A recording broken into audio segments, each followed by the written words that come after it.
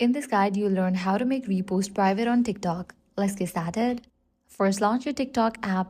Make sure you have already logged into your account. Now navigate to the profile page. Now click on the repost tab.